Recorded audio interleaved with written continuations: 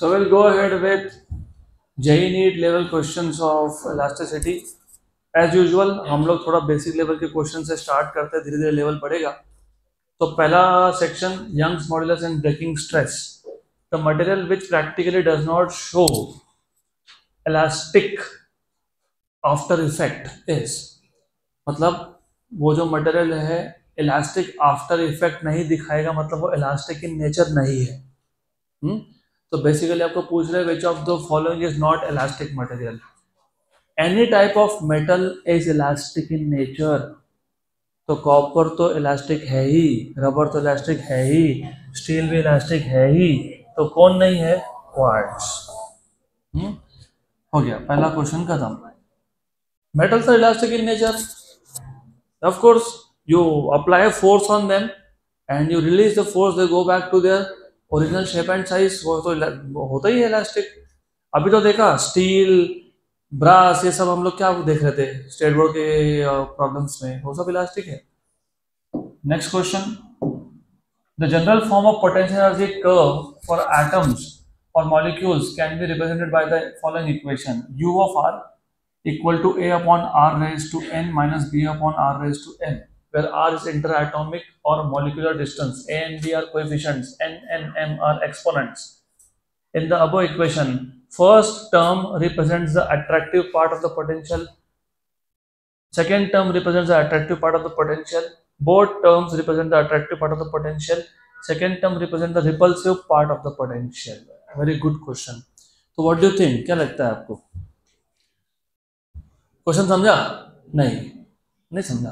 मैं क्वेश्चन समझाता हूँ तुमको पहले. General form of potential energy curve for atoms और molecules can be represented by the equation. तो आपको एक इक्वेशन दिया है, U of r, potential energy is a function of distance, a upon r raise to n minus b upon r raise to m. यहाँ पे a and b are just some coefficients, some constants you can say. N and m are exponents. R is the distance between the two molecules or atoms. अगर if you remember solids में how are the atoms or particles arranged? भूल गए?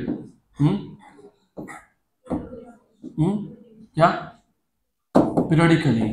There is a systematic arrangement. तो you see यहाँ पे ये जो atoms है या जो मॉलिक्यूल्स है, they have a systematic arrangement. तो ऐसा अरेंजमेंट है. This is how they are arranged. और मैंने आपको बताया था कि सॉलिड्स में ये जो डिस्टेंस होता है कम होता है, और जब दो पार्टिकल्स का डिस्टेंस कम हो तो उनका पोटेंशियल एनर्जी होता है because they are interacting with each other. Gases में ये दो एटम्स या मॉलिक्यूल्स आर फार अवे, तो गैसेस में पोटेंशियल एनर्जी हम लोग निगलेक्ट करके चल सकते हैं, लेकिन यहाँ पे पोटेंशियल एनर्जी निग्लिजिबल है क्या?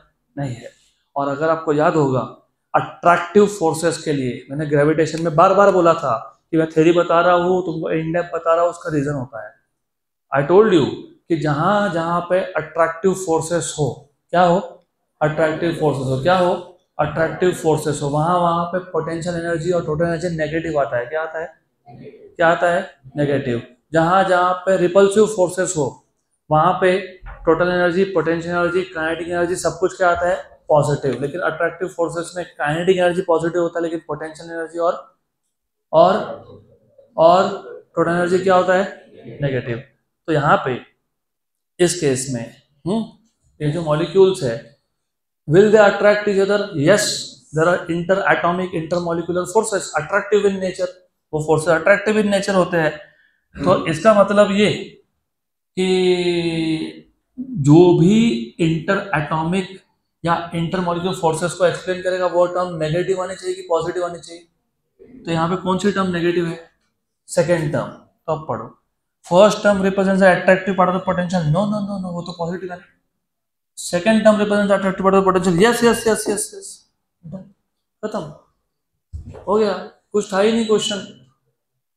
सिर्फ इतना पता होना चाहिए कि अट्रैक्टिव पोटेंशियल ये नेगेटिव साइन के साथ आता है. डन. अगला question. There is nothing to write. The Young's modulus of a wire of length L and radius R is Y. If the length and radius are reduced to L by 2 and R by 2, then the Young's modulus will be बताओ Young's modulus y, what is the formula?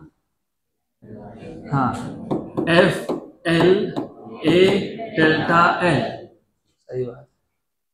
पहले length था L, radius था R, radius R मतलब basically FL upon पाई R square delta L, सही है, good. y equals to, अभी तुमने length को क्या कर दिया, हाफ, रेडियस को क्या कर दिया, हाफ, तो what will be the new value of Young's modulus? हाँ, हाफ, 4 टाइम्स, 2 टाइम्स, क्या आएगा, 2 टाइम्स आएगा। Young's modulus is the property of material, वो लेंथ पे रेडियस पे डिपेंड ही नहीं करता है, वो मटेरियल पे डिपेंड करता है।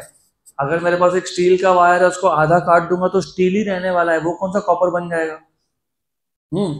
तो Young's modulus is the property of a material. तुमने यहाँ पे सिर्फ लेंथ और रेडियस चेंज किया, did you change the material? No, तो यंग्स मॉडुलस की value will remain the same. तो ये सब करने का कोई पॉइंट ही नहीं है। So do not do all this. You need to remember it is a property of material. So Young's modulus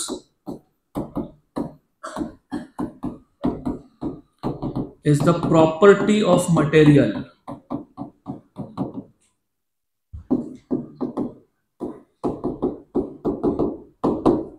Done. अगला क्वेश्चन, फाइनली कुछ सॉल्व करने से दिख रहा है अब। A wire is loaded by 6 kg at its one end and the increase in length is 12 mm. तो जब मैंने वायर को 6 kg से लोड किया तो उसका increase in length delta L is 12 mm.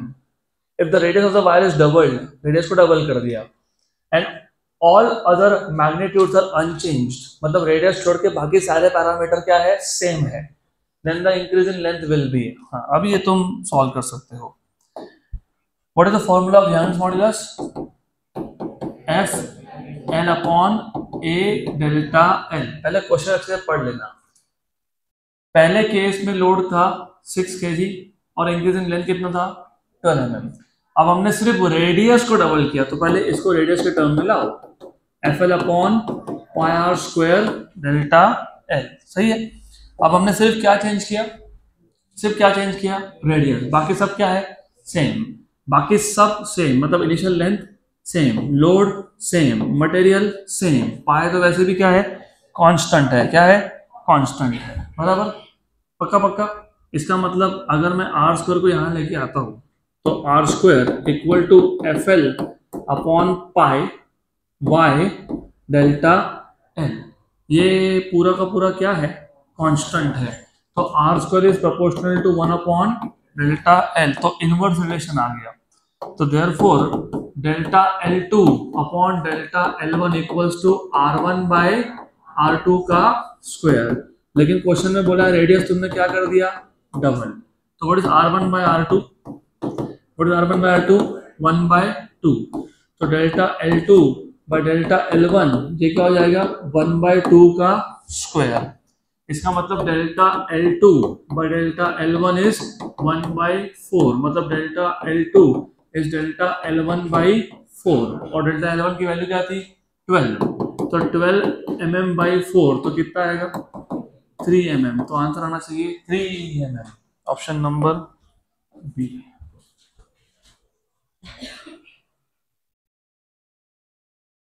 Next question, अब ये इतने सारे स्टेप्स अभी करके दिए, इसके आगे से तुमको ये डायरेक्टली ऐसा सोचना है कि y equals to FL upon A is pi R square delta L। इन्होंने बोला है what is the new change in length, मतलब डेल्टा L पूछा है और रेडियस बोला है डबल किया, मतलब सिर्फ डेल्टा L और R स्क्वायर हमको चाहिए, बाकी सब कांस्टेंट है। इसका मतलब ये हो गया बाकी सब कांस्टेंट है, और ये डेल्टा L और R स्क्वायर दोनों कहाँ थे, डिनोमिनेटर में। इसका मतलब ये होता है कि R स्क्वायर डेल्टा L का प्रोडक्ट कांस्टेंट है, इसका मतलब ये होता है कि R स्क्वायर और delta L inversely proportional to each other है। इसका मतलब ये होता है कि delta L2 by delta L1 is R1 by R2 का स्क्वायर, और R2 is 2 times of R1, मतलब R1 बाय R2 1 बाय 2 है, मतलब delta L2 by delta L1 1/2 का स्क्वायर है, मतलब 1/4 है, मतलब basically delta L2 delta L1 by 4 है, मतलब आंसर 3 mm है। विदाउट पेन पेपर कुछ नहीं लगता लिखने के लिए, डायरेक्ट होता है answer. You have to make a chain step by step, directly हो जाएगा। Question number 5, which of the following statements is wrong? Young's modulus for a perfectly rigid body is 0। पहला स्टेटमेंट ही गलत है। क्यों? क्योंकि perfectly rigid body, you know what is the meaning of rigid body? Doesn't matter how large force you apply, उसका shape और size change होता नहीं है। तो जिस ऑब्जेक्ट का शेप साइज चेंज नहीं होता है मतलब वो परफेक्टली इलास्टिक है। फिर अगर वो परफेक्टली इलास्टिक इन नेचर है इसका मतलब उसका यंग्स मॉडुलस का वैल्यू इन्फिनिटी है, जीरो नहीं है। तो इन्फिनिटी है। Good, done. Question number 6, there are 2 wires of same material. देखो अब थोड़ा सा ध्यान देना, सेम मटेरियल मतलब यंग्स मॉडुलस सेम है, सेम लेंथ मतलब कैपिटल एल भी सेम है। while the diameter of second wire is 2 times of the first, तो D2 is 2 times of D1, मतलब R2 is 2 times of R1, मतलब A2 is 4 times of R1। क्योंकि diameter double मतलब radius double, लेकिन area ये diameter या radius के square पर डिपेंड करता है, पाई आर स्क्वायर। तो इसका मतलब A2 is 4 times of A1। Then the ratio of extension produced in the wire is, अभी तो सॉल्व किया, अभी तो किया, अरे अभी तो किया 4:1। देखो क्या बोला है इन्होंने, चलो मैं फॉर्मूला के फॉर्म में समझा देता हूँ। वही क्वेश्चन है जो अभी किया था हमने। रेशियो ऑफ एक्सटेंशन प्रोड्यूस पूछा है आपको by applying the same load. सबसे पहले Young's modulus is FLA delta L, तो Y equals to FL pi R square delta L, तो R square equals to FL pi Y, साथ में क्या delta L। Did they say load is same? Yes. Did they say material is same? Yes. Did they say initial length is same? Yes. तो यहां से तुमको delta L और R square का complexity क्या मिल गया? इनवर्स। इनवर्स मिला ना, हाँ कि ना? यस। और आपको पूछा ratio of extension produced, what is delta L1 by delta L2? It is R2 by R1 का स्क्वायर। लेकिन इन्होंने बोला है कि diameter of second wire is 2 times of first, मतलब radius of second wire is 2 times of first, मतलब R2 by R1 का ratio कितना आया? 2। तो delta L1 by delta L2 is R2 by R1 is 2, तो 2 का स्क्वायर मतलब कितना? 4:1। अभी तो सॉल्व किया था, 4:1 आंसर आएगा।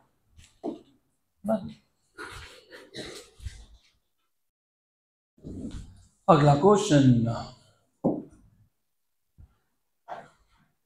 a weight of 200 kilogram is suspended by a vertical wire of length 600.5 centimeter.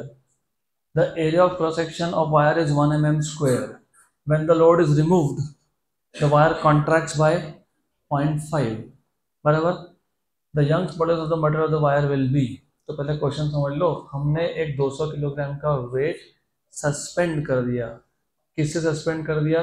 From a vertical wire of length 600.5 centimetre. उसका क्रॉस सेक्शनल एरिया दिया था। जब तुमने लोड रिमूव किया तो कितने से कॉन्ट्रैक्ट हुआ? 0.5 से। मतलब what is the change in length when loaded? कितना? 0.5 सेंटीमीटर। इन्होंने तुमको न्यू लेंथ बताया क्या? नहीं। सिर्फ इनिशियल लेंथ बताया क्या? हाँ। इन्होंने बताया कि लोड लगाने का कितना हुआ ना, लेकिन इन्होंने तुमको क्या बोला? स्मार्टली, एकदम स्मार्टली बोला कि जब हमने लोड निकाल दिया तो वायर कितने से कॉन्ट्रैक्ट हुआ, मतलब जब तुमने लोड लगाया तो कितने से एक्सटेंड हुआ था? तो डेल्टा डायरेक्टली बता दिया ना आपको। तो आपको क्या पूछा है? Young's modulus. तो too simple, it is FL by कितना? FL by A delta L। What is F? It is load. What is load? mg। mg। What is m value? 200। g value इन्होंने अभी बोला तो नहीं है 10 यूज करने के लिए, तो फिलहाल तो मैं 10 रख के देखता हूँ, फिर देखेंगे। What is the initial length? 600.5 centimetre. अगर तुम 600.5 सेंटीमीटर रख रहे हो कोई प्रॉब्लम नहीं है, कोई दिक्कत नहीं है, लेकिन फिर जो चेंज इन लेंथ है वो भी सेंटीमीटर में रखना। तो सेंटीमीटर सेंटीमीटर कैंसल, उसको कन्वर्ट करोगे मीटर में तो इसको कन्वर्ट करना पड़ेगा मीटर में। तो दोनों को ही मत करो कन्वर्ट, हमारे लिए अच्छा है। What is the area? 1 mm square. कितना? 1 mm square. What is 1 mm? 10⁻³ metre, उसका स्क्वायर 10⁻�6। पक्का पक्का। अब एक रफली आंसर हमको मिल जाएगा अप्रोक्सीमेटली, थोड़ा अच्छे से ध्यान दोगे तो मिल जाएगा। ये 2 0, ये 1 0, 3 और ये 2, इसको 600 मान लो फिलहाल, टेम्परेचर कितना मान लिया? 600। तो ये 2 और ये 1 3 और ये 2 कितने? 5। कितने? 5।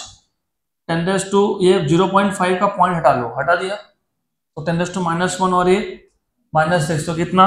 -7। ऊपर जाके कितना? +7। ऊपर 5 ऑलरेडी था और नीचे से 7 आया तो कितना हो गया? 12। 10 11 12 के फॉर्म में आ रहा है, देखते हैं। रुको जरा। तो ये आ गया 2 × 6, 2 × 6। नीचे कौन बैठा है? 5 है ना। What is 12/5? 2.4। 12/5 इज 24/10, मतलब कितना? 2.4। तो 2.4 × 10⁻12 न्यूटन पर मीटर स्क्वायर के आसपास।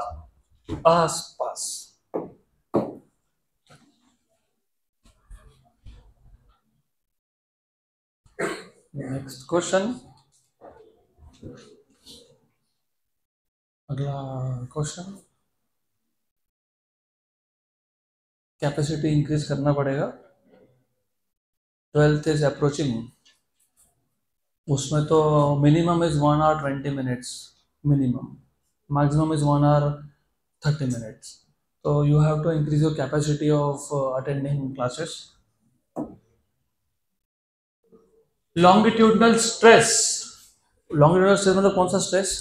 Tensile stress of 1 Newton per mm square. Newton per mm square is applied on a wire.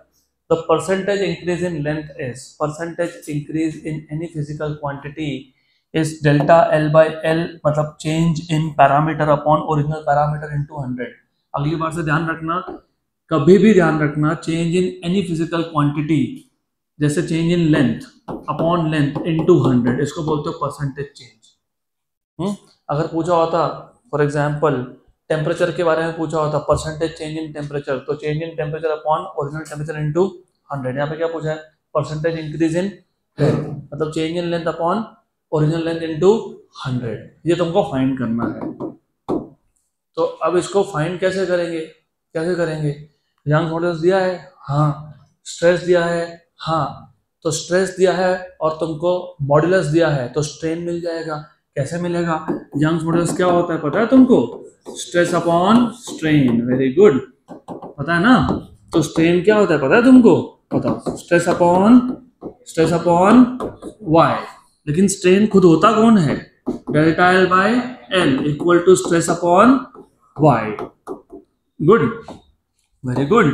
तो तुमको अगर परसेंटेज चेंज निकालना है तो delta L by L into 100 equals to stress upon Y into 100। What is stress का value? कितना दिया होगा स्ट्रेस का वैल्यू? 1। हो गई ना गलती? 1 न्यूटन पर mm स्क्वायर है, तो 1 न्यूटन मैं लिख देता हूं यहाँ पे।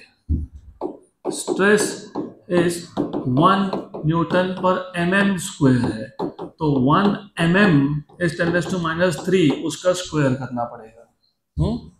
तो न्यूटन पर मीटर स्क्वायर में लाने के लिए तुमको ऐसा लिखना पड़ेगा 10⁻⁻6 ऊपर जाके +6। तो what is the value of stress? क्या है? 10⁻⁻6। What is Young's modulus? 10⁻11। और ये कितना? 100। ये 6 और वो 2 8 और नीचे कितने? 11। तो नीचे कितने बचा? 10⁻3। ऊपर के कितना हुआ? -3। तो 0.001%। 0.001। Option B.